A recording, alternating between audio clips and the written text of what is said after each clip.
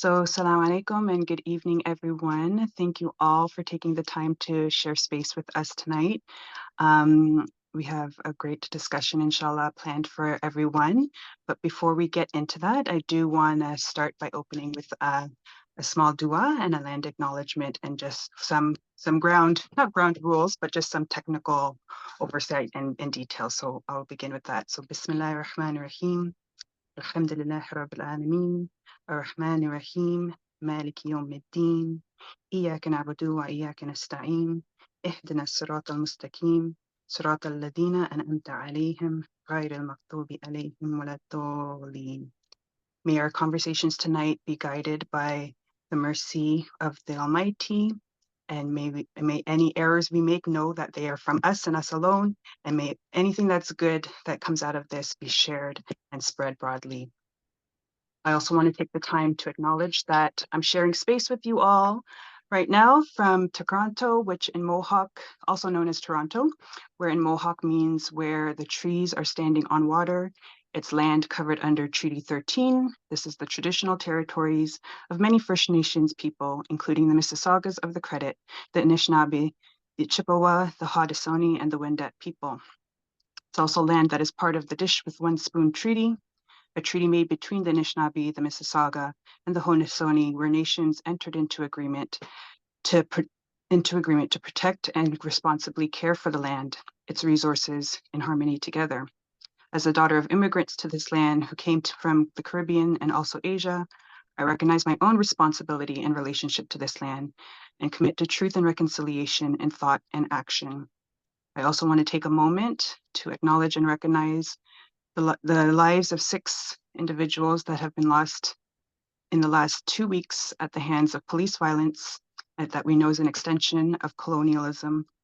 So rest in power to Jack Peace, to Haas Lightning, to Tammy Bateman, Jason West, Stephen Ige Daden, and Daniel Knife. Sorry about that. Just let me drink a little bit of water. So as we get started into this conversation, I just want to let everybody know that we won't be unmuting anybody tonight. That's just a conversation to be learning and listening. We did ask for questions in advance, and there was lots and lots of engagement with those questions. So I think that it's in and of itself is indicative of how important this topic is. I also want to ground the conversation with the understanding that Islam itself as a way of life, as an ideology and a belief system, it's one rooted in principles of justice and liberation, and it's a tool for us to navigate as spiritual beings having a physical experience. That Islam is not colorblind, as a lot of people want to sometimes argue. I do not believe, at least by myself. I'm by no means a scholar as well. I want to put a disclaimer that I am by no means a scholar. I think I'm well read, but take everything I say with a grain of salt and take what's good from it. But I firmly believe that Islam is not a colorblind religion, and then that it is actually a faith that emphasizes difference and diversity. It explicitly tells us that we were created in nations and tribes so that we may know each other. From its inception, if anything, I would say that Islam is actually quite pro-Black. Adam itself means black. We are told in the Quran that Adam was made from black potter's clay. We are told in our rituals that it is mandatory of all Muslims in our pilgrimage to Mecca to follow in the steps of a black woman, Hajar alayhi salam. And we know from the inception of the first Islamic community that when Prophet Muhammad, peace and blessings be upon him, was being persecuted by his community, he sought refuge in Abyssinia, which is modern day Ethiopia and Eritrea. And it was a Christian king that welcomed him. And without that refuge, we would not have the Muslim community that we have today.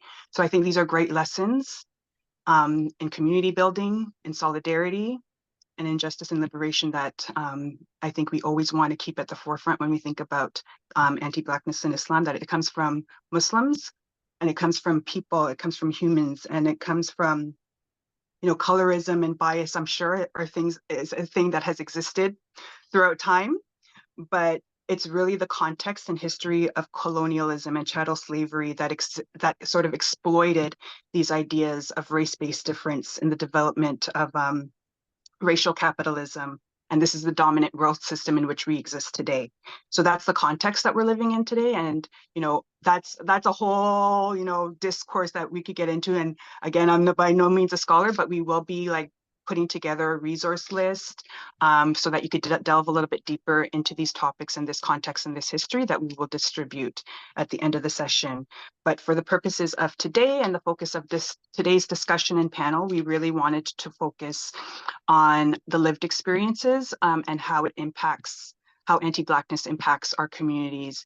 And I also want to start by defining what anti-Blackness is, and in particular, the term anti-Black Islamophobia, which is a term that was coined by Delise Milgabu, who's a brilliant scholar out of, I believe, Montreal. I know she's in Quebec. I could be wrong about that. But talking about the experiences that Black Muslims face from non-Black Muslims on account of being Black, and then from non-Muslims on account of being Black and Muslim. So there's a compounding factors there. And there's a lot of erasure from dominant narratives in Islam that seek to erase, the Black Muslim experience. And we really want to get at the root of that and unpack that a little bit tonight. And I think it's really important in helping us achieve the just and kind world that we aspire to. So we have a brilliant set of panelists with us tonight to help facilitate and engage in this discussion. So I want to take the opportunity to introduce them. I should probably also introduce myself. My name is Zahra Grant. I'm a board member on the National Board of the Canadian Council of Muslim Women. I've been on the board, I think, going on six or so years. I was born in Toronto to a Caribbean family. My father is a revert to Islam. He came to Islam very much rooted in that belief in justice and liberation as well. So through Malcolm X and a lot of the civil rights leaders of that time.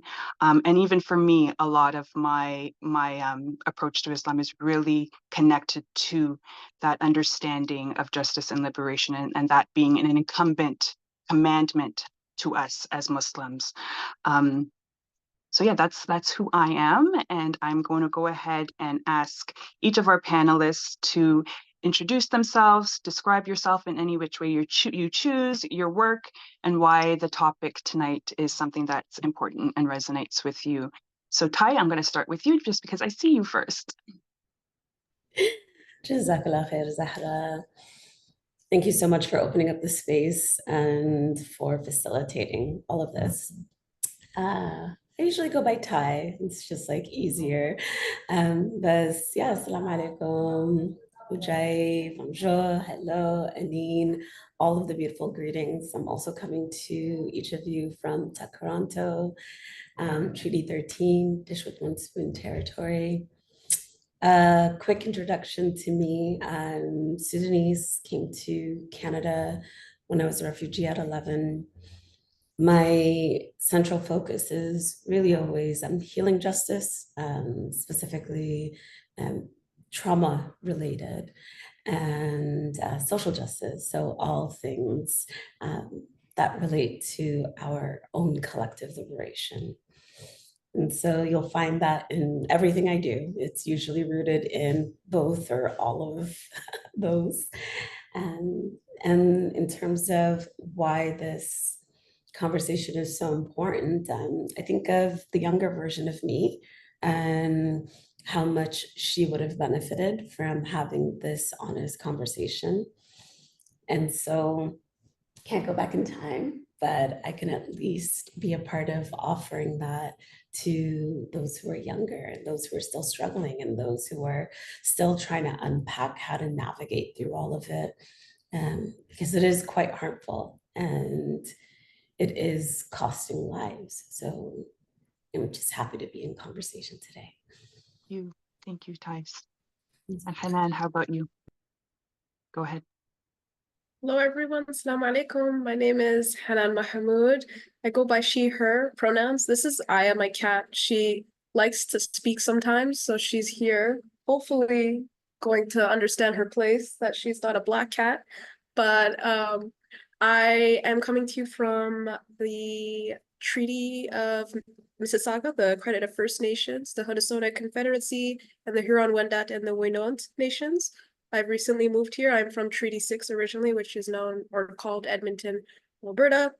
I went to law school, so amazingly, I managed to get through that, subhanAllah.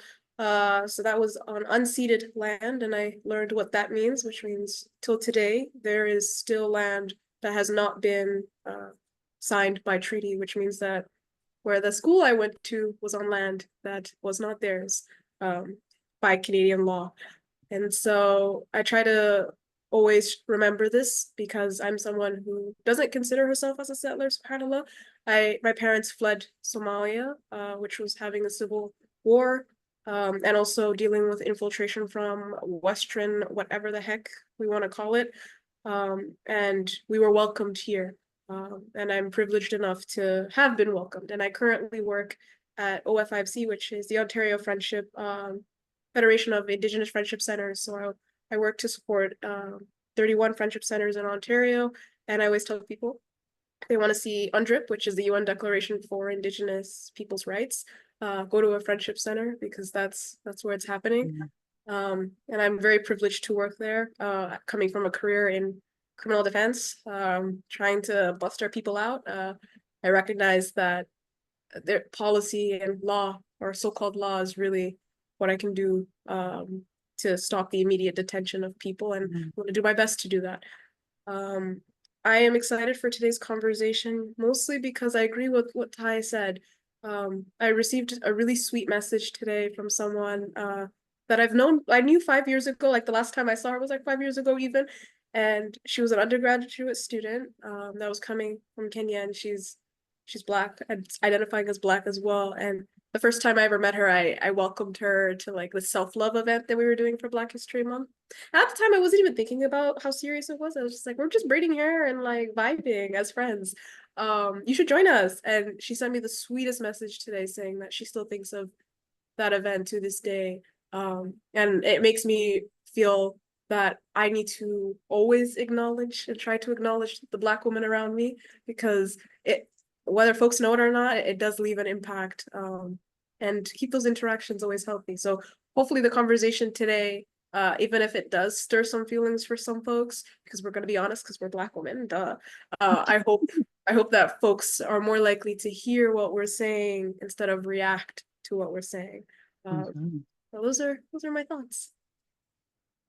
Yes, and I think that's such an important point, Hanan. Thank you for mentioning that. We're here to discuss something that at times might be uncomfortable, but that's the beauty of it. That's where we find growth, right? Going through the muck, going through the uncomfortability, and trying to find the root of that discomfort, right? So that we can get to that place where we are nations and tribes that know each other, right?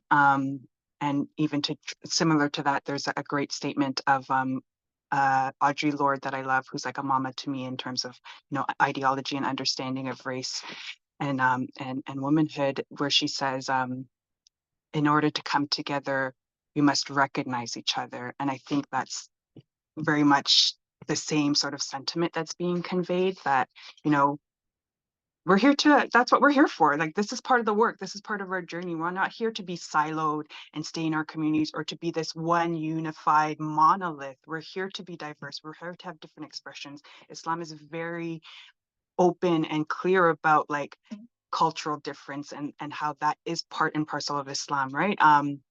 So yeah, I'm really looking forward to this conversation. But going now to you, Idil, if you could unmute and introduce yourself and what you do. Yeah, I'll introduce myself briefly because I'm so excited about this event. I want to jump into the meat of it. And I'm really excited about my co-panelists as well. So just briefly, my name is Idil. I am a fourth-year law student at McGill University. Prior to my law degree, I was very active in Quebec, working on issues that affect Muslim women. So Bill 62, Bill 21, various iterations. Those of you who've lived in Quebec for a while will know that this has been a very long fight to safeguard the rights of Muslim women in Quebec. So I was there. There's activists who went before me and who actually handled, I think, the biggest fight, which was about the Charter of Values. So there's many people in Quebec who really fought very hard to make sure that Muslim women in Quebec were able to live like everyone else and to get jobs and not be discriminated in hiring processes. So, but interestingly, as a Black woman, when I kind of ventured into these debates, my positionality was very interesting because, of course, I'm a Muslim woman, but I'm also a Black woman. So I have stories. I definitely have stories, which I'm sure all of us do. And I'm sure we'll get into those. I did want to kind of leapfrog off of something that Zahra said, because I found it to be very interesting, and it kind of reminded me of something very important, that in my opinion, Islam is a very pluralistic tradition. So if you even think about the schools of jurisprudence, Hanafi, Maliki, Shafi'i, there's a lot of room for difference. And even if you think about the way that Islam developed in Indonesia, for example, versus Somalia, versus the Arabian Peninsula, there's, in my opinion, Islam is a very cosmopolitan religion. It's a very, it doesn't obliterate cultures. It really kind of assimilates to different cultures. So it's kind of disappointing to me to see an attempt, in my opinion, in Canada to really create a bit of a monolith in terms of how we're perceived and how we're represented. So I have some thoughts and I have some experiences, and hopefully I can add those to what I think is going to be a really great conversation. Thank you so much for that. Yeah, and just to add a little bit to that, because I was listening to a podcast recently, and it was talking about, I mean, there's this sort of dominant narrative that Islam was spread by the sword and all that thing, and that's actually quite the opposite, that especially in West Africa, actually, that a lot of Islam spread because of the focus on education, actually. So a lot of the institutions of learning were all led by Muslims. So a lot of we found Islam growing because even non-Muslims would often send their children to learn from these teachers who happened to be Muslim, and that is how sort of Islam took root. So Islam's emphasis on education, seek knowledge, even onto China, right, is really the basis of the faith. And it has nothing to do with no, go seek education and so that you could tell people how to live. It's no, go to learn how they live and how other people are living. So that's such a good point. Thank you for sharing that. Okay, so we are going to jump right into our discussions. I have some questions for each of our panelists. The first question I have is for all of you, so we'll take a moment to go through the answers, but you are all women that are deeply involved in community work in various capacities, as you explained when you introduced yourselves, and in different regions with both Muslims and non-Muslims. What have you found challenging, if anything, navigating these spaces as Black Muslim women? And maybe I will start with you, Hanan, if you don't mind. Yeah, of course. So, like I mentioned before, I am from Treaty 6, so Edmonton, and I lived in Ottawa, but I didn't mention that I grew up in Malaysia. So I had the immense privilege of my parents'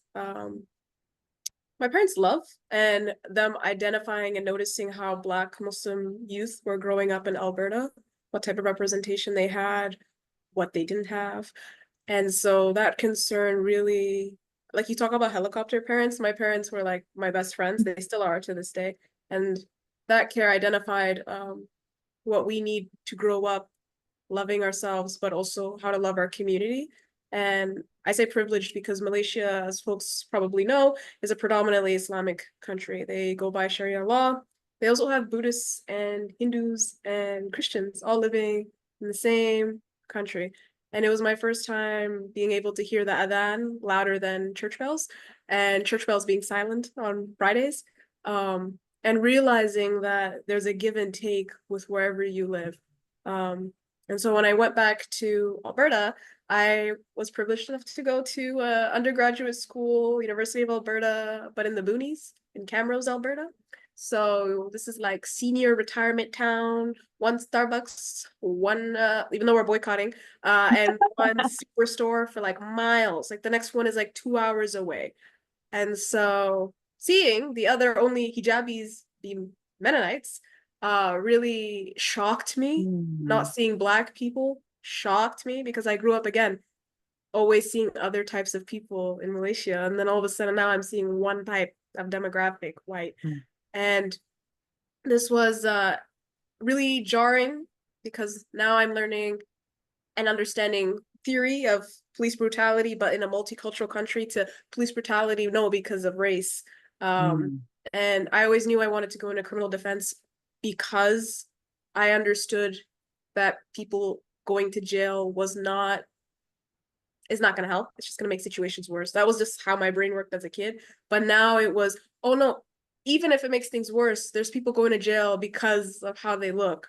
And so every time I entered conversations with anyone, policymakers, or even just the school, when I was just trying to figure out why they were to enforce that events, I don't know, simple stuff like that, I just started conversations wanting to know what their position was on anti-Black racism, because I will not ever speak to someone if they can't understand that. Because now the conversation needs education. There's a nuance that you don't understand or you don't want to understand, and now we have to get into that conversation. And alhamdulillah, I was able to do that because I saw my peers, and this isn't any shade to anyone, but I saw my peers out of love want to still talk to folks that who had a base of wanting to not understanding anti-Black racism. And the love of a Black woman is strong, dude. It is strong. The care they give you, the excusing they give, the again, the lifeline they give you to reel you back in because they just want a better world. I was fortunate enough to say, no, I'm not going to do that. My love is for people who are already seeing humanity on my side. And I feel like Camrose, Alberta really, really, really enforced that for me. So right after undergraduate, when I went into working before law school, I was fortunate enough to work near the conservative government of Alberta. And so I still operated with that mentality. We are not going to have conversations if you don't understand anti-Blackness. The first time I ever experienced a real pushback was law school, where no, the law is black and white. You know, well, the lady's blind, justice is equal for all. And I'm like, damn, the jail's not black and white. The jail is Black. The jail is indigenous. The jail has, or even giving what is it called? Designated offenders. So people that are classified as like serious, crazy, they're not able to be rehabilitated. These are words that I'm using that are cited, okay? I'm not associating that with communities, but I'm just saying people that are irredeemable, those were given to specifically Black or indigenous folks. The first time a designated offender was even associated with a woman is an indigenous woman. And so having these conversations in a area where people are saying black and white, you're overreacting in the midst of George Floyd's public execution, really reinforced for me that, oh no, I'm doing what I said I wouldn't do, which is the love of a Black woman, reeling these people in. And so I think now where I am in my life right now is I'm very intentional to go back to what I used to my origins, which is if you don't see me as a human, I'm not having this conversation with you, and being strict with that, because at the end of the day, I'm the one that's going to be stressed. I'm the one that's going to be sick. I'm the one that's going to have to deal with medical racism when I'm trying to figure out what's going on with me. Well, this person can just say, my Black friend said this, or the Black person I spoke to said this. And this goes for not just white people, this goes for Muslims as well, because I was fortunate enough to meet Dr. Naledi Pankor, who took Israel, the apartheid state of Israel, to the ICJ. And it was shocking to me that in this room of meeting her with community leaders, sure, there was more women, but there were only 3 Black people. And I think there was like 30 people in the room. And my comments to her weren't about the ICJ case, which I really wanted to say. my comments to her were, you see this? How does this not happen again? All right. How do we get more? Because I know there are lots of Black Muslims that are doing the great work you're doing, Dr. Pankor, and they're not here. So what are we going to do? And she gave me some gas, you know, by calling out these leaders and saying in 10 years, or it's projected in the next 10 years, that there will be more Muslims, Black Muslims, than Arab Muslims. So we're going to have a new type of Islamophobia emerging, which we already know what it is. But we're going to have to now be the majority to folks that never gave us a space at the table. And by folks, I'm going to be very transparent. Anyone who's not a Black Muslim, specifically Arab or people of color from Southeast Asian descent. So you're going to have these minimal people in positions of power, and you're going to have a predominantly Black Muslim population. So that caution really scared some people in the room. And I was like, it only takes someone of her caliber saying it for you to get scared, because there's already a Black woman doing the great stuff that Dr. Pankor is doing, Sarah Jama. And why is she not in the room right now with Dr. Pankor? Why was these Muslim leaders not there for Sarah Jama when she was going through what she went through, if it really was about Palestine? So those are my thoughts. Heavy for a first question, but I'd love to hear what Idilin. But it needs to be said. It needs to be said. Needs to be said. Needs to be said. So if you're not following Sarah Jama, if you're not following Sarah Jama, you have to follow her now. Like, I don't make the rules. It's just how it is. But I definitely follow Sarah Jama, so I'm with you, sis. All right, Idil, how about you? If you want to share a little bit about any challenges you've experienced over your lifetime around navigating spaces as a Black Muslim woman in the work you do. Yeah, so I would say I'll focus on my experience in terms of activism in Quebec around the legislation concerning Muslim women. I mean, there's so many instances. I mean, I'm glad we're having this conversation, because it's actually quite difficult.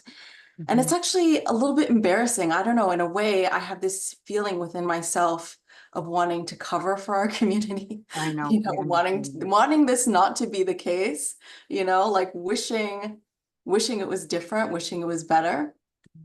But I mean, throughout the activism, there was a level of reticence in terms of people wanting to accept my kind of the initiative I took on these files. And I took the initiative because I felt it was needed. For example, I think the hearing on Bill 21 before it was voted in at the National Assembly, the government was basically just inviting in groups that were very supportive of the bill. And they were definitely not reaching out to groups that represented Muslims, or that were sort of, there was a few like fringe groups that were sort of, I mean, it's a complicated history, you know, like people who fled Iran and started a feminist women's group. So they're Muslim nominally. Yes, they are Muslim. I can never deny them that. But their position on a lot of these issues is very much at odds with anything that I would feel would be positive for the rights of Muslim women in Quebec. So they're kind of linking certain issues from back home here. So anyways, in terms of groups that were, I felt really representative of the interests of Muslim women, there wasn't really any invitations going out.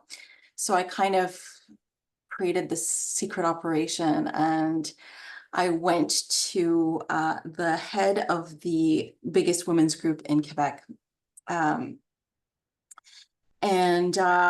I said, listen, I had a list from a journalist from Le Devoir, and it was all the people that were being called up for this committee, for this hearing. And I kind of scooped the news, and because she did not know, she hadn't seen the list yet. So she didn't even know she was being invited. So I said, you know, you're being invited, you're busy, you're short-staffed, you have a nonprofit, let me help you with the report and take me along. So that was the deal. She's like, sure. We have 10 minutes, you can take 5 of those minutes. And so I accompanied the head of the Fédération des Femmes du Québec, which is the largest women's group in Quebec. And this was, you know, she's a trans woman. So I got a lot of support from a trans woman on this issue. You know, I was taking help wherever I can get it. You know, I was willing to stand shoulder to shoulder with a trans woman, and she helped me a lot. She gave me half her time. I was able, this is when I became known in Quebec that day, because I had a bit of a showdown with the Minister of Justice, Simon Jolin Barrette. And so that was kind of a very seminal moment, and it was a moment where there was some demonstration that there was opposition to this bill, that it wasn't, because the government at the time was saying there's a consensus. Society, this debate is over, there's a consensus, we're having this, etc. So I was doing everything I could to kind of disrupt this fake consensus. And I didn't, this is such a hard conversation to have. Like, I hate to do this, but I didn't have that much support from mainstream groups. I didn't. In fact, I had some difficulties with some mainstream groups, and it's difficult because, you know, there's always this push and pull, right? Like, for hot button issues, there's a lot of media attention. And if you're a nonprofit and you're looking for funding and donations, you kind of want to piggyback off of various causes. And so there's a lot of people that show up when there's a crisis, but they're not really necessarily there on the ground long term, right? So I encountered a lot of that. And then also just in my activism, kind of connecting various women in Quebec and outside of Quebec, there was a reticence from non-Black Muslims to really accept my leadership. You know, I'll tell you one little funny anecdote. There was one time where in a very specific group, when I would say something, I would have a non-Black Muslim, like every single thing I said, it was like, it became funny at a certain point. Like they would like rephrase everything I said and re-say it because they kind of wanted that, like, I guess that glow of authority or something. It really triggered them to see, I guess, a Black woman kind of taking initiative, right? So that was kind of comical for me. It wasn't like I didn't experience it as so, like, it wasn't traumatizing for me. It was annoying and it was interesting. Like I kind of took note of that dynamic. So that's one little anecdote. But yeah, I do believe also that and we can probably dig into this a lot more later. There is a level of tokenism also that I've observed where the non-Black Muslims in the community across Canada are really occupying leadership and formal institutional roles, but they'll handpick certain Black tokens, right? But they still maintain kind of the reins, right? So that's something I noticed, that I don't feel that we yet as a community have achieved full integration or a real serious coming to terms with the racism that we find within our midst. So yeah, there's a lot to unpack, and it's a shame really, because I do feel our tradition as Muslims is something that really can serve as an antidote for this. Yeah. And so it's a shame that we're not really representing that, and people maybe don't know that because we're not really demonstrating that. Oh, absolutely, such good points taken. And I mean, and that what you're experiencing, like those are microaggressions that a lot of Muslim women probably face on a daily basis. So I get the sentiment to kind of take it with a bit of humor, because I think that's how we cope in a lot of ways, but it is quite annoying. So I'm really glad you shared that and called that out. And yes, Ty, if you could speak a little bit more to your own experiences and challenges navigating, especially if you can, Muslim spaces as a Black Muslim woman, and any challenges you've experienced. Oh, girl, take a sip.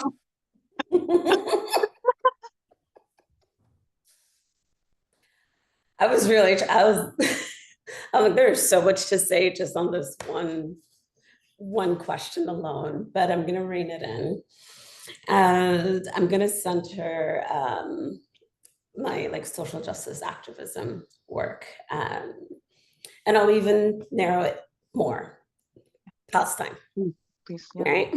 Because that's what's in the sphere right now. So I've been showing up for Palestine very actively, very much on the ground for about 20 years now.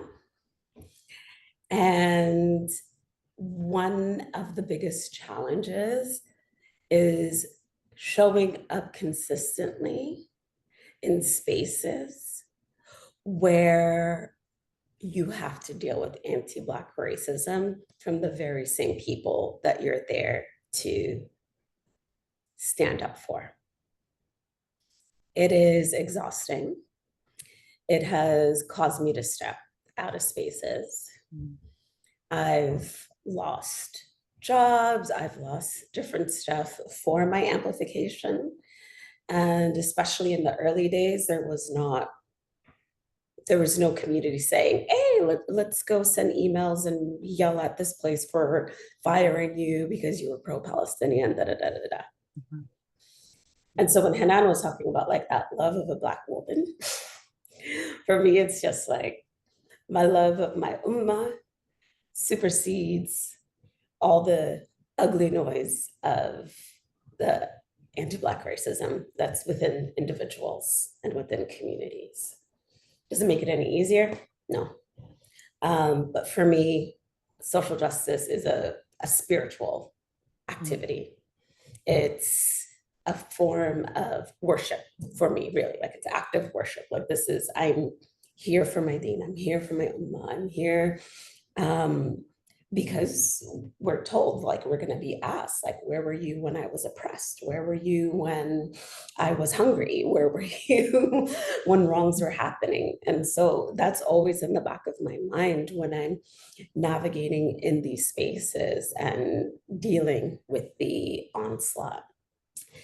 And the anti-Black racism goes to different levels, everything from being called an Abid, slave, to the microaggressions, to being told not to have the mic, to being told to shrink myself, whatever it is. It's taken so many different forms throughout the years. Again, this has been like 20 years of doing this work, so there's a lot of different stories that go in there. And then there's the intolerance to imperfection. And so when other people trip up, when other people make mistakes, then everyone's like, okay, like they meant well, da da da da.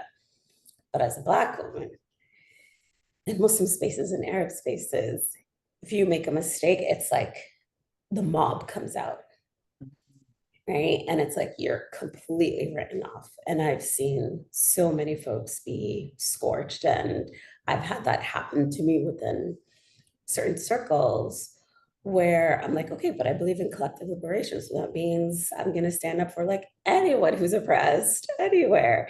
And if the political alignment doesn't match, all of a sudden I'm a bad Muslim or a bad whatever it is, right? And so why should we listen to you? And why should you take up space here?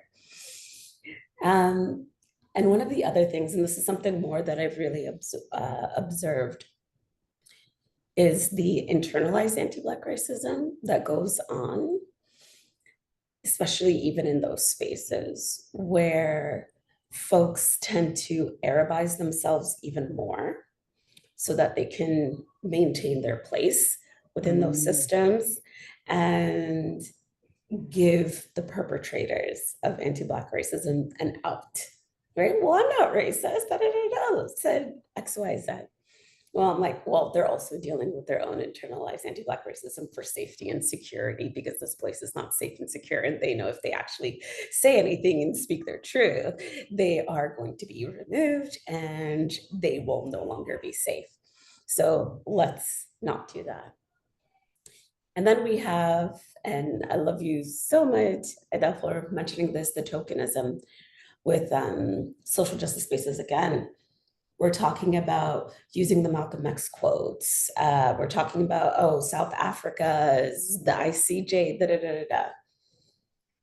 And I'm loud, like I'm gonna get in your face. I'm just like, okay, but like, what are you doing for Black people? Like, you're using all of our leaders. What are you doing for Black people? Where were you for George Floyd? Where were you for BLM? Where were you for Trayvon? Where were you for Breonna Taylor? Where were you for all of these things? Oh, you were nowhere. Cool. Why are you using our Black leadership?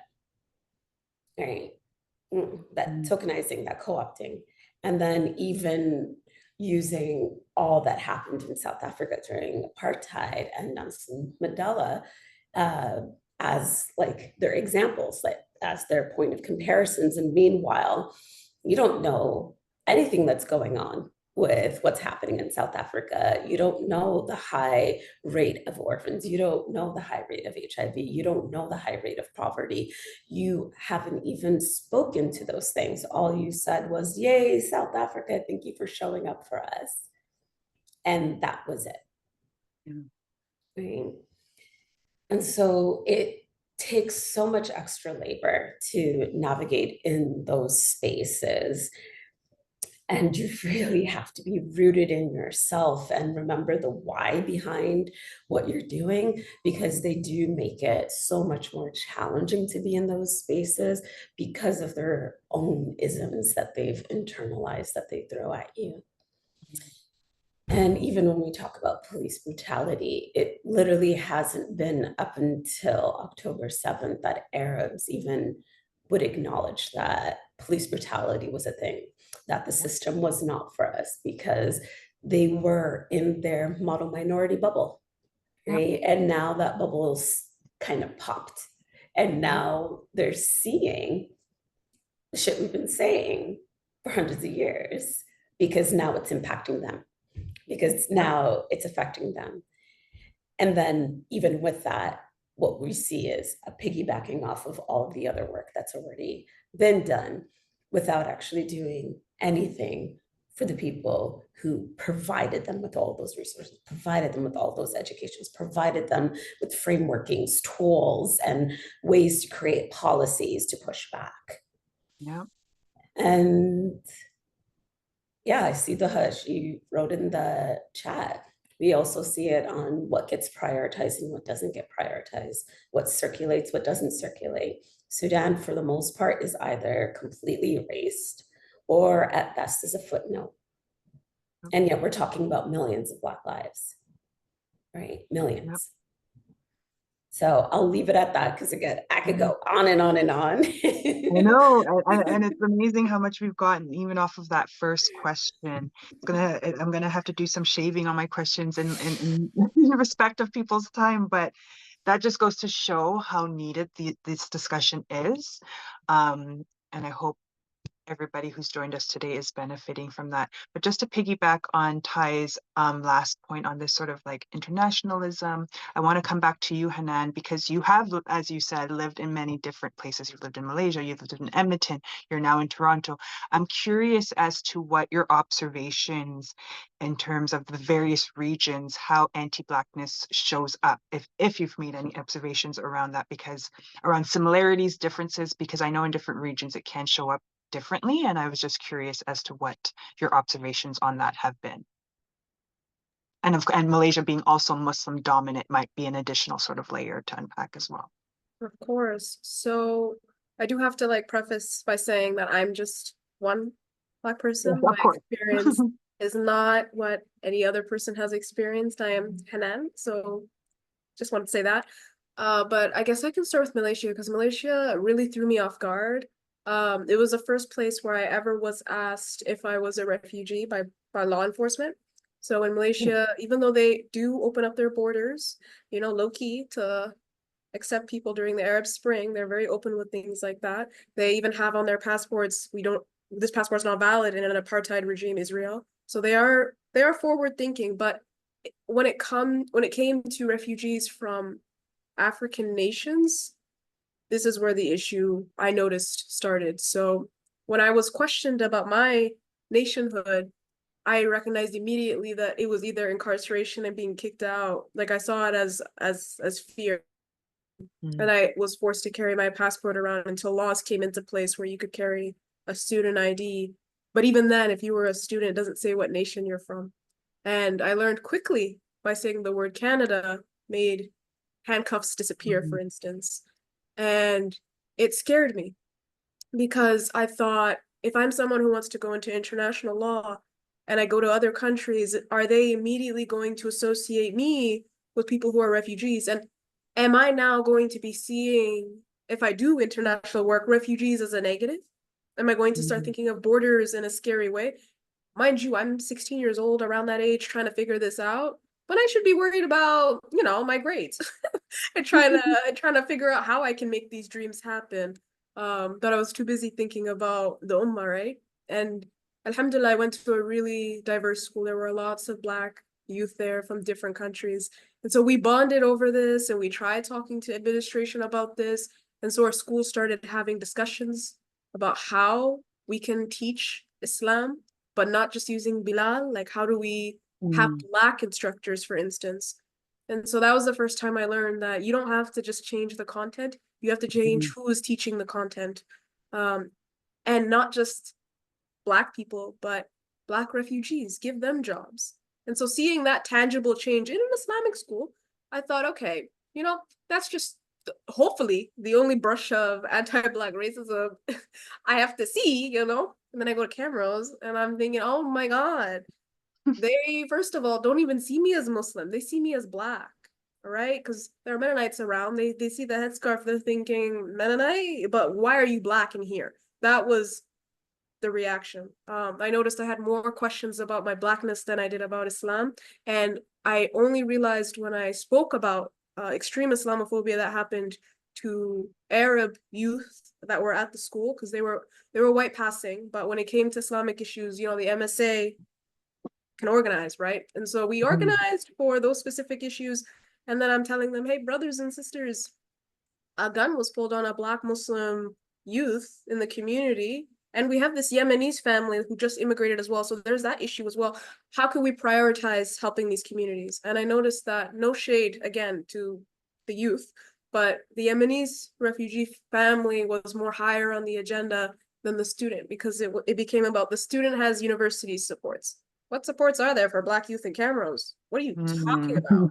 There's nothing here. And they started thinking, no, they can get therapy. The therapist, the one therapist, she's going to know about a gun being pulled on an international student who has come from a predominantly Black nation to this school now.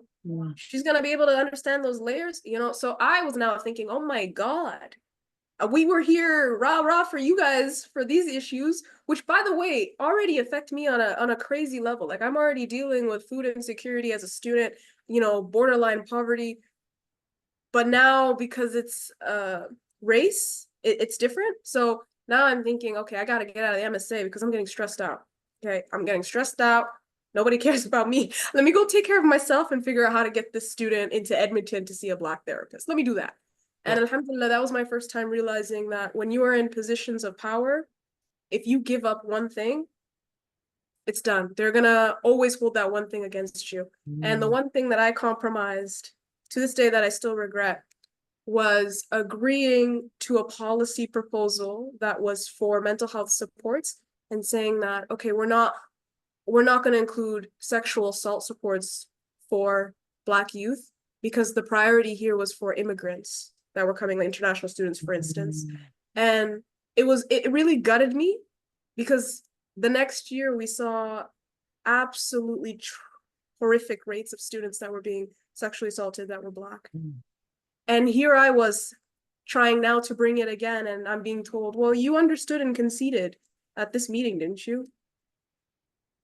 That was a hard pill for me to swallow.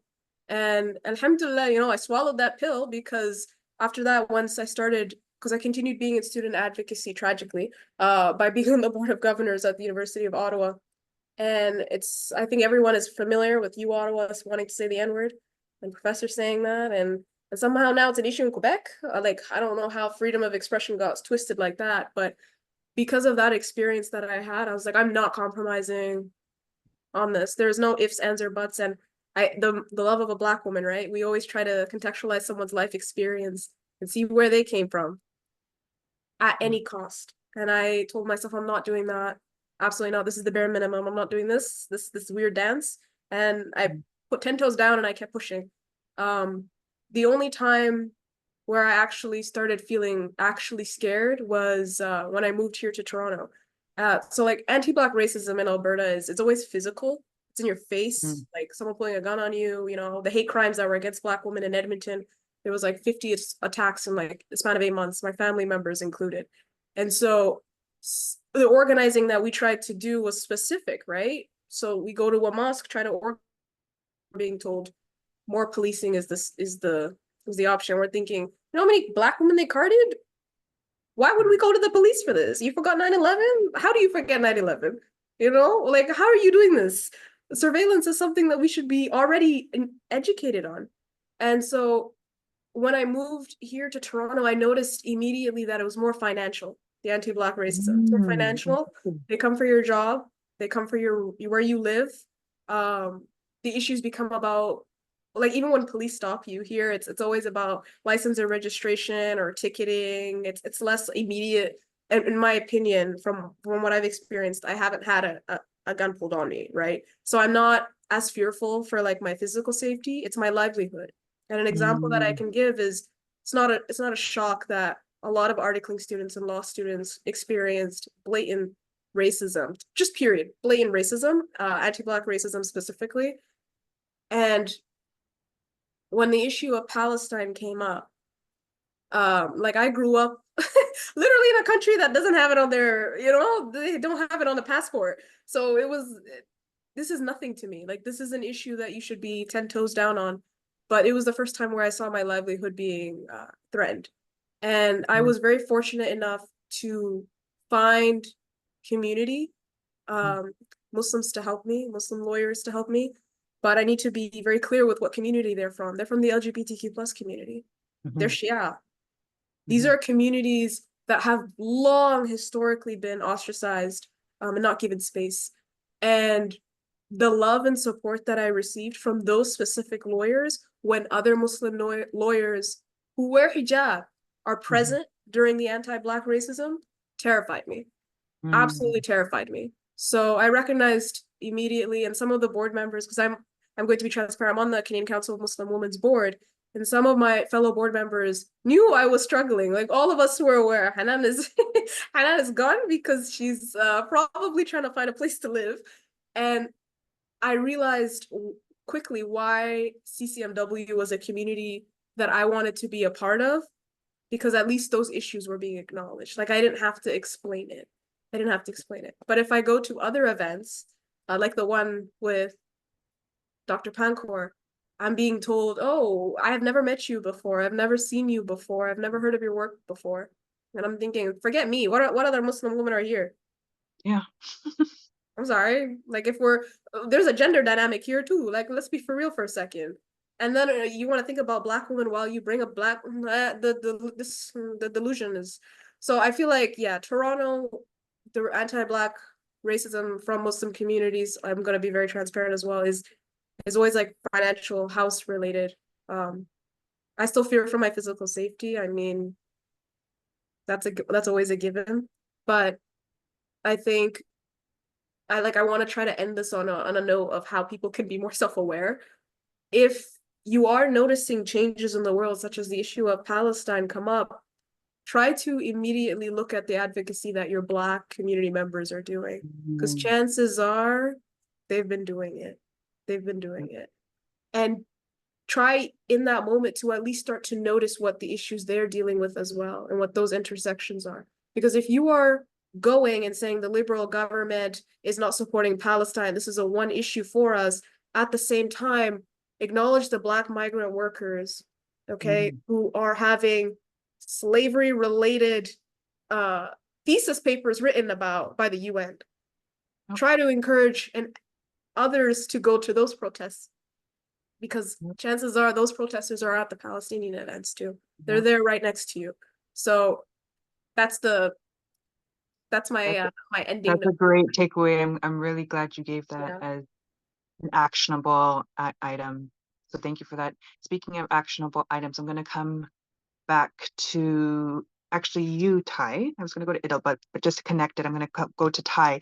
And you mentioned this a little bit in your response to the first question in terms of how you see a huge disparity in terms of engagement attention, and what takes precedence when you're dealing with in your activist circles and fundraising efforts. What are some things we could do practically to sort of challenge that, do you think, in your experience, to challenge that racism that comes out when we're trying to do activism and fundraising? I think it really starts with us. And what I mean by that is there's a lot that we've internalized.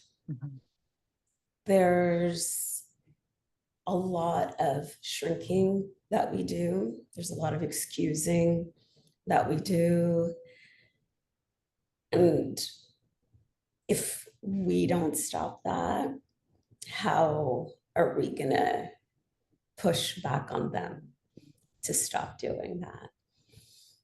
And specifically within the Muslim realm, I think it's really important for us to understand Black Muslim history. Because all of us can name everyone from Saudi, from Palestine, and all of the prophets from there, but how many of us know anyone beyond Bilal? How many of us even know what the Islamic history of our own country is and its contributions? And so if we don't have anything to stand on, it makes it a lot easier for us to excuse people leaving us out. So homework, I got my books for everyone. Okay, yes, and yes, okay. So I am gonna highly, highly recommend to everyone, number one, you have to be proud of your Blackness. You have to be proud of your Islam, and you have to be proud of your heritage, and you have to know it so well that you can stand on it regardless of what space you are in. Because this, honestly, these have been my shields in a lot of places. And it's been a way for me to even protect my own energy. Right? And with that, I found that I've been able to speak up and demand, right? Because at the end of the day, y'all want to talk about One Ummah, y'all want to talk about there's no racism in Islam, y'all want to talk about how, our deen loves all of us equally, and it's not the color of our skin, but it's like the merit of who you are as a character, but yet manifested in the community and the bodies is the exact opposite of that. Right? And so we do need to take on a little bit of the labor from within us, because we have also been a part of the enabling from our shrinking and from our acceptance and from our own relationships with our Blackness and with our deen, right? So once those are good, you're gonna find that it's a whole lot easier when you're coming into spaces to be like, well, why aren't you talking about Sudan? Why aren't you talking about Congo? Why aren't you talking about Haiti? But to do it from a very grounded and rooted place where you're not going to take any bullshit and the person actually does have to be called out. That already is going to start to shift things. In terms of those who want to do better with their anti-Black racism. So I'm going to just say this very plainly. Anti-Black racism is in every single person, okay? We are in a colonized world. We are navigating through all of the same systems. There is not a single person who does not have some anti-Black racism in them? And that includes me, like a Black woman. Do you know why? Because I was told my features are XYZ. I was told that my intelligence is XYZ. I was told that my behavior is XYZ since I was born. And so some of that still carries and some of that still shows up. And I have to like yell at myself, like, girl, what are you doing? Why are you staying quiet right now? Yep. So if I can admit that I have anti-Black racism within me, sure as hell, ain't nobody else can tell me that they don't got anti-Black racism inside of them. So one, acknowledge that it is very real and that it is in you. Because if you can't even deal with that uncomfortable truth, you're not even going to touch unpacking it. All you're going to end up doing is performative BS or tokenizing, or, you know, there's white saviorism, there's Arab saviorism so too. So you are going to keep perpetuating all of those same dynamics of harm if you cannot sit with yourself and deal with the ugly that this world has thrown onto you, right? And you need to stop pretending that because Bilal was uplifted, that all of a sudden your work is done. When it's not. We pray 5 times a day for a reason. We ask for forgiveness every day for a reason. So why do you think that anti-Black racism that was there during the time of the Prophet just magically went away, where we still have to keep in check with all of the other faults of being a human? That's in us too. And so for me, it's like, if you want to be a good Muslim, challenge anti-Black racism. If you want to be a good ally, challenge anti-Black racism. If you want to work towards any cause, because at the end of the day, I can root any single cause going on into this world to the same exact systems that are manifesting. And so if you are not showing up for everything, and if your liberation idea is not comprehensive and doesn't start with the most vulnerable, which is Africa, if it does not start there, and if it is not rooted there, you are only going to keep dealing with the symptoms. You are never going to actually change and create a new way of being. It's just Band-Aid on top of Band-Aid when the arms have been cut off. Right? So those are a couple of things that y'all can do today. And that is, I think that is so important to recognize that we are in the process of world building and creating a world that we haven't existed. So in that, getting comfortable with the discomfort, we have to be also comfortable with making mistakes, but being accountable. Like, I think we're so afraid to do the wrong thing, but no, as long as you're yes, we understand intent and impact. Sometimes you might intend to do the just thing, but it has a negative impact. Be accountable to that. Say, yeah, we created harm. How are we going to repair the harm? We're not going to have transformation when there's no accountability. And I think that's often where we get stuck. We want to make excuses. Oh, no, that's not what I meant. No, it isn't what you meant, but it's what you did. I can't believe what you say because I see what you do, right? So, you know, it's really that emphasis on that accountability is so, acknowledgement and accountability, I think, is so important in this work, and getting comfortable with that. So thank you for bringing those points up. I really appreciate it. I'm just going to add one last thing. So there's that accountability, but then I also just want to touch quickly on the paralysis that comes from, if I can't do it perfect, I'm just not going to do it at all. And then we find ourselves being silent, we find ourselves being apathetic, and we find ourselves going away from something. But here's the thing, I would much rather someone be genuine, make a mistake, be accountable, than shrink from this idea of that they have to show up perfectly or don't show up at all. That right there is colonialism. Perfectionism is colonialism. We have astaghfirullah and rahmah for a reason. Thank you. Okay, we are getting tight on the time, but I did want to touch on one thing from you, because you were mentioning how you founded a group called Femmes Musulmanes contre le racisme and Islamophobia. I actually think that you probably have so many stories from your experiences there, because it was an organization that, you know, gathered diverse groups of Muslim women in Quebec, and I wanted to know some of your insights and lessons that you gained from being a part or leading that group Yeah. that are related to the issue at hand. Yes. So it was very interesting because it was mostly active in and around the initial stages of when Bill 21 was being voted in. It's an informal online network of women, about 200, mostly in Quebec. And it was very interesting. It was kind of just like my network. Basically, I just put like everybody I knew in there. And that was interesting. Because when Sure. you bring when you bring people from different parts of your life together and you put them all together, there's definitely conflicts. So I remember one particular activist, so because the more you do work in Quebec, you'll understand that there's the layer of Islamophobia that we're trying to work on, but then there's also a sense of appartenance that many Quebec Muslims have to Quebec society.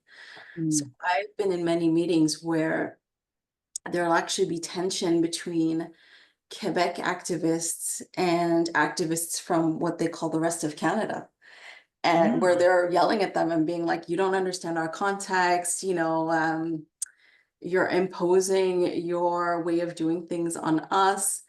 And so it's difficult to create that solidarity. I have my own opinions on that. I don't know how much I want to go into that. Should I don't know if I should. I mean, I tend to hear, I'll give you my personal take on that. I tend to think that when you're dealing with governments, okay, these are governments that have power, and oftentimes you'll find systemic discrimination within them. I think it's better to create solidarity at the grassroots level. I don't think you can really rely on, for example, the government of Quebec to represent your interests as a Muslim.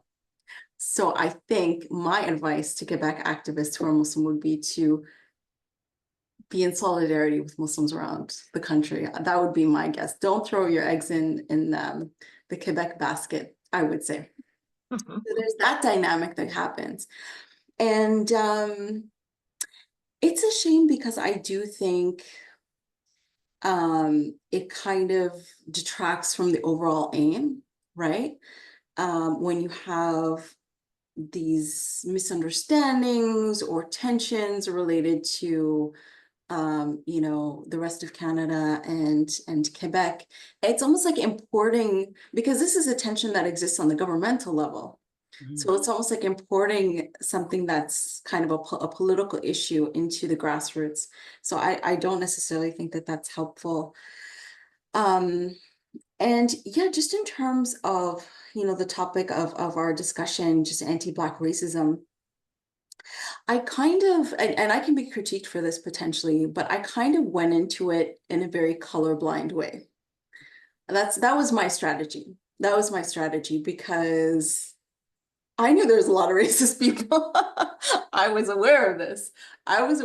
And I knew that if I were to ask them, hey, can I have this idea to go to the Fédération des Femmes du Québec, the largest women's organization in Quebec, and to petition to share their time and to go and advocate on behalf of all Quebec Muslims, because I think this bill is a bad one and we're running out of time and the bill's going to be, tabled in, a couple weeks. So we have to really they'd be like, oh, no, we're going to put so-and-so, you're, they wouldn't say you're Black.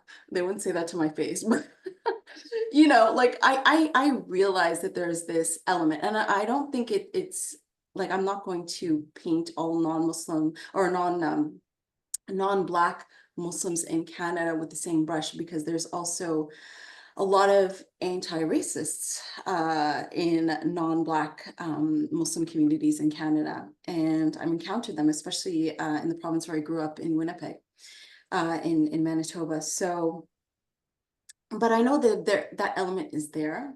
So my approach, and again, it can be critiqued, was just to pretend like it didn't exist and to just, foncer, go ahead. And that was effective for a while. there was conflicts generated by the group because it was kind of like an odd coupling where there's a lot of people that kind of had nothing else in common except for this cause. And but it was quite an experiment. I mean, yeah, it's I guess part of the difficulty is those bonds are not being reinforced, in my opinion, at a more, and I'll leave CCMW out of that because I've had a good experience with CCMW, but like, other than that, like, I do feel those kinds of links between different communities or valorization of the value of Black Muslims in Canada are not being reinforced by our institutions.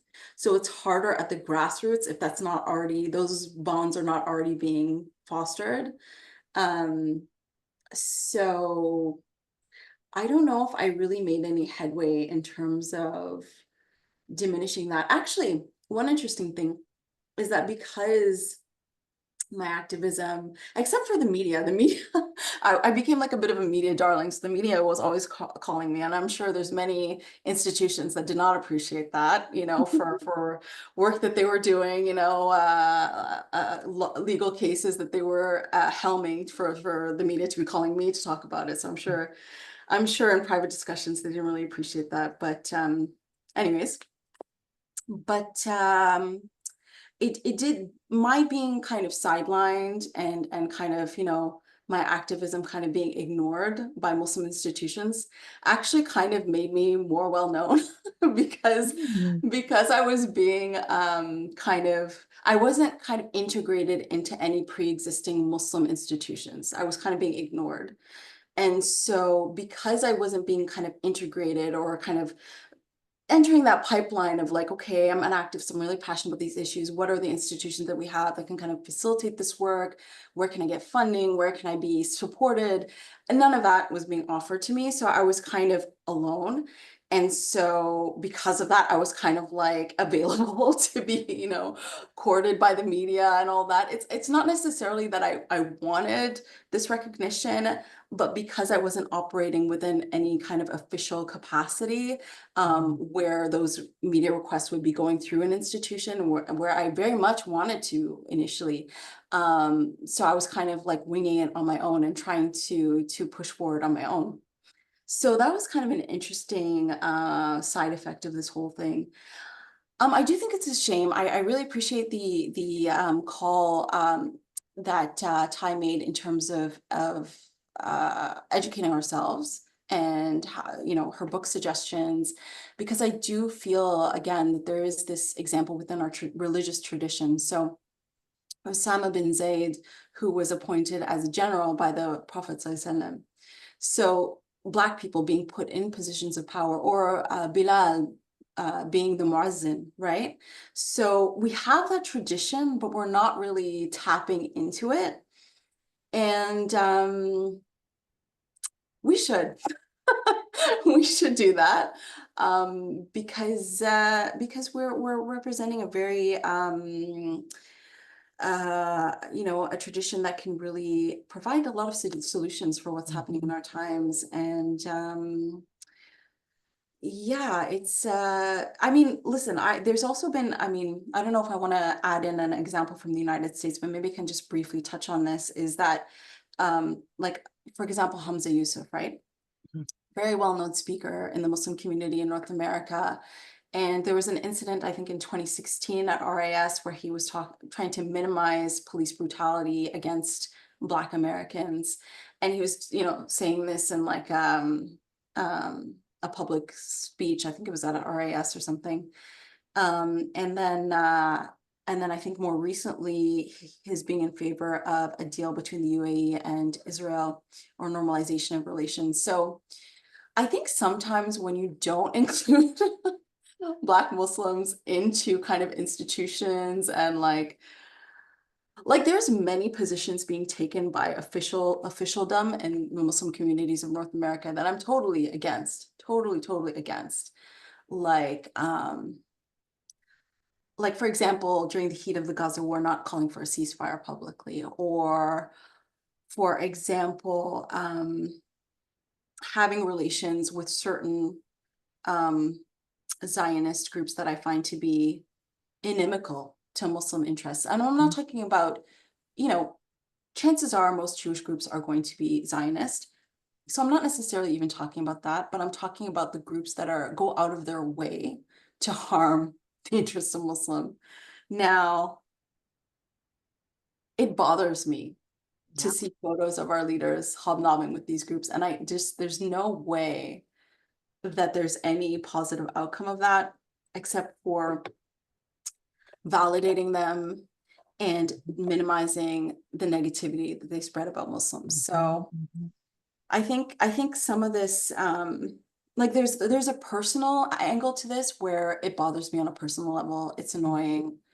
It's counterproductive. So there's that personal element. There's a societal where it's not really representing our religion well, I find. And then there's also a political and a strategic element to it where sidelining a lot of those viewpoints kind of weakens our position. Like I really don't see our community, unfortunately, representing the most enlightened or the most just positions publicly. And that's embarrassing and that's shameful. It's really shameful, in my opinion. No, you've raised such valid and important points. And wow, it's 8:20. So we're going to have to wrap this up, unfortunately, but it isn't the end. We will continue, hopefully make this into a series of some sorts. This isn't the end of the conversation. It's not even the beginning. It's just we're interjecting in a conversation that has been ongoing for quite some time. We did have some great questions that came in from people who registered that we didn't quite get to, but I do also think that we kind of covered it in our answers. So hopefully everybody who is here and participated did get a lot of gems of wisdom and practical things to take away. I do want to end on a somewhat positive note. This is a question I'm going to ask to everyone because, you know, doing this work of healing, of change, of transformation isn't pretty. I think that's a huge point that has been brought up by all of us today, that it's not pretty, that's very hard. It often involves a lot of conflict, both within and without. So what do you think, or what are some practices that you've brought in that can help with navigating that sort of healing? How can we start looking at conflicts as generative? And not conflict in like a physical sense, but when we're having ideological conflicts, how can we start approach? Because I think it's a internalization of colonialism too, to see difference as always oppositional, when difference doesn't have to be oppositional, right? Difference can be quite lateral. It's just how we approach it. We can approach difference in ways that are generative. And I think that's what we're all striving to do. So what are some advice or tidbits that you could share as we navigate the challenges of this work that you would like people to take away from this conversation? And maybe I'll go back to you, Hanan, and go through the list. Yeah, so for me, even now, like I don't see myself as someone who is as seasoned as people that I know that have been doing this work, and I'm still open-minded and I'm trying my best to learn every day. But I think if I could leave, well, I kind of left with lots of thoughts for folks, but I think if there's one major one that I can think of, it's to acknowledge and see what's missing in your organization. And it's always Black women. And you know, when I was doing the job search that 90% of us youth right now are probably going through, and it's bad out here.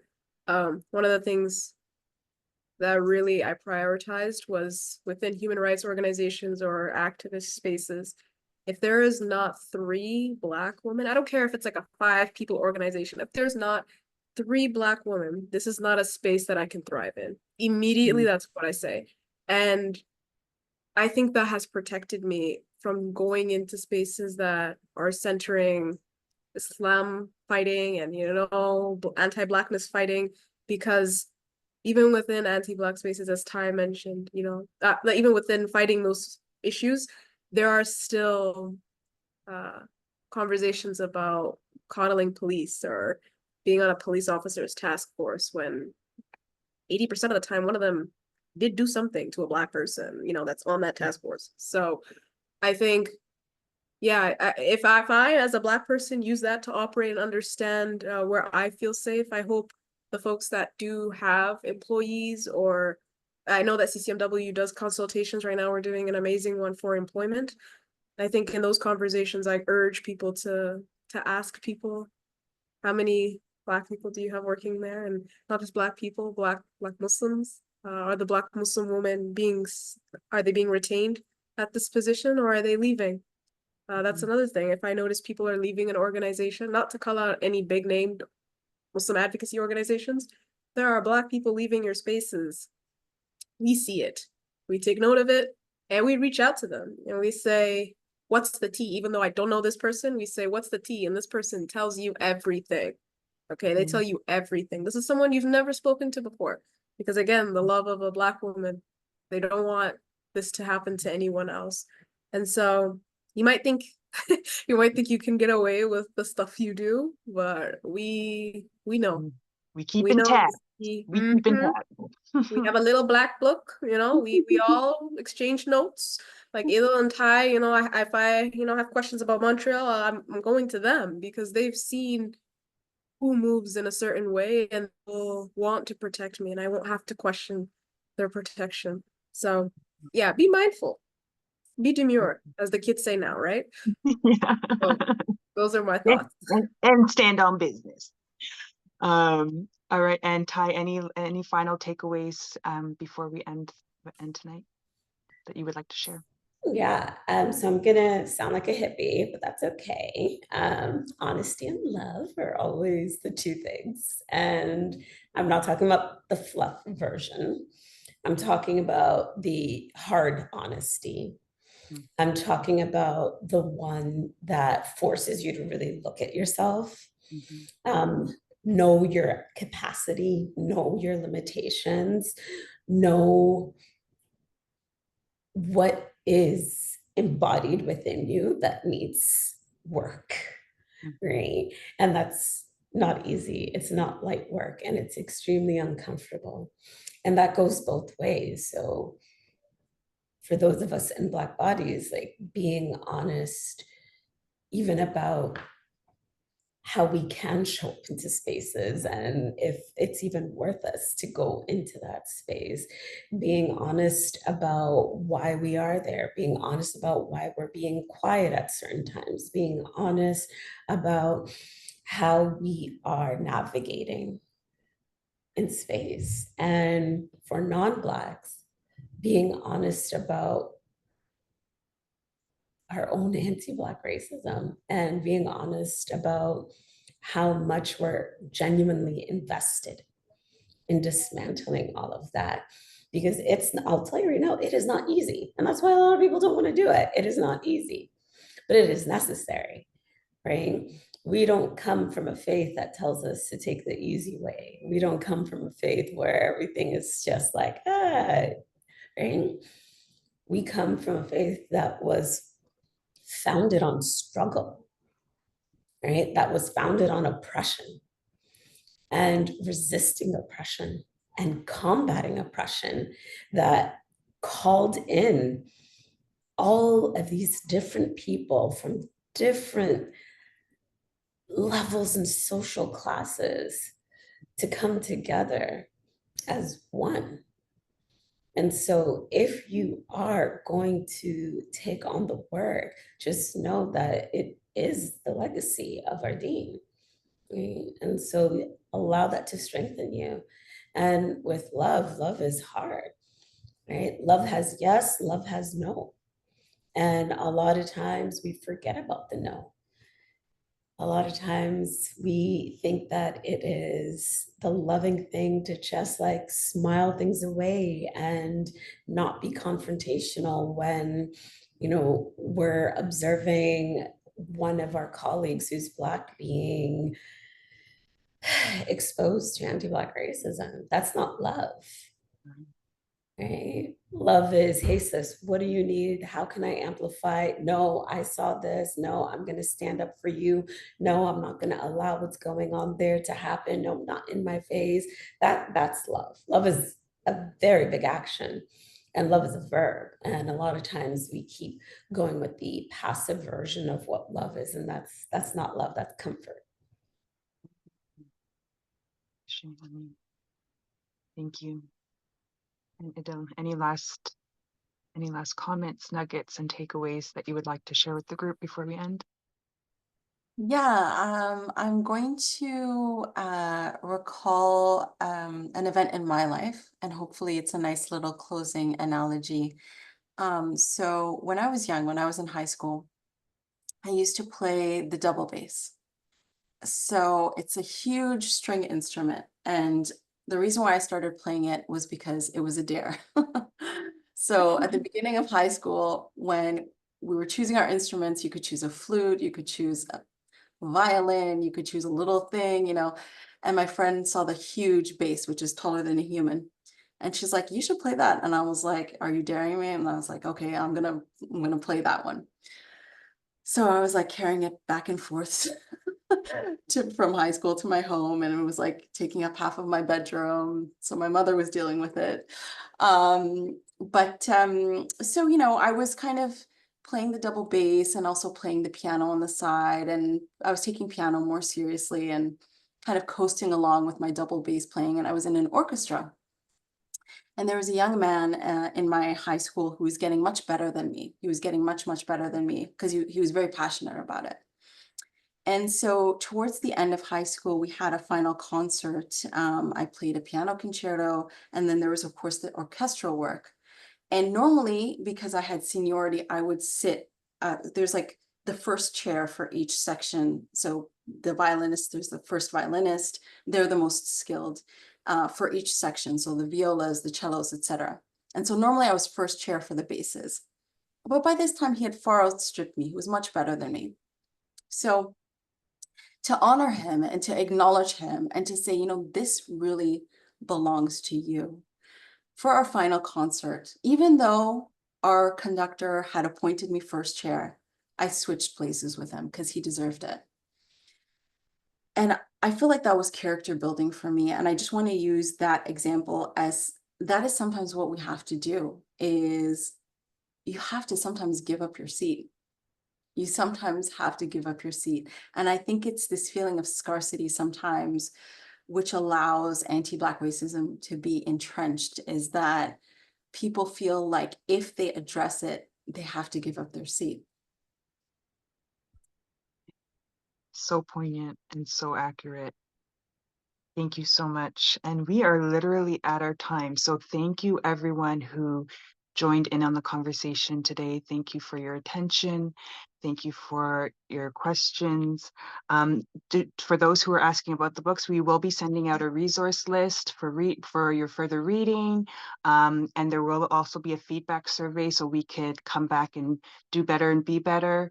And inshallah, thank you for sharing your time and space with us tonight. I'm just going to close with a closing dua and let you all go. So Bismillahir Rahmanir Rahim. Wal asr. Inna al-insana lafi khusr. Inna alladhina amanu wa amilu salihati wa tawassaw bil haqq wa tawassaw bis sabr. In truth, patience, and justice for us all, inshallah. Ameen. Have a wonderful night. Thank you all for being here.